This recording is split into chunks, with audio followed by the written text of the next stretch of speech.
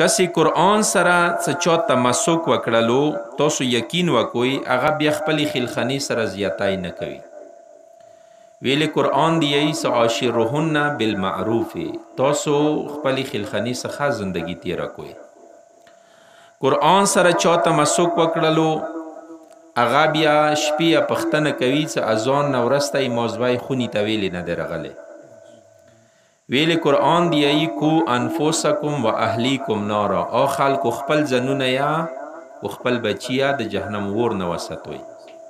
یو سړی به خپله ښه مؤمن وي خو اما خپل زوینه نه دی خبر چې موضوع د چی کوي. که چا قرآن سره تمسک وکړلو هغه مور و پلار ته بده خبره نه کوي. ویلې قرآن دی لا تقل لهما افن، مور و پلار ته اف نه هم ما کوئ. که چا قرآن سره تمسک وکړو هغه غریب سره خواله کوي. ویلې احسن کما احسن الله الیک، تاسو خلکو سره خواله وکړئ لکه څنګه خدای تاسو سره خواله وکړلو.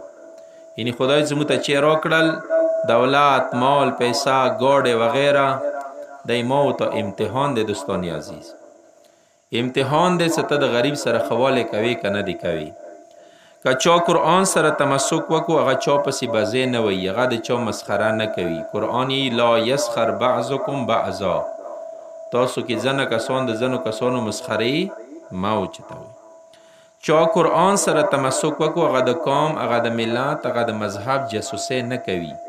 قرآن کې خدای وایي ولا تجسسو، تاسو یو بل جاسوسۍ مه کوئ. چا قرآن سره تمسک وکړلو هغه چا باندې بد ګمان نه کوي. ویلې قرآن دی اجتنبو کثیر من الظن ان بعض الظن اسم، تاسو ګمانونه چې وکوئ ځانونه وساتئ. ویلې ځنه ګمان چې دی ګناه دی. دوستان عزیز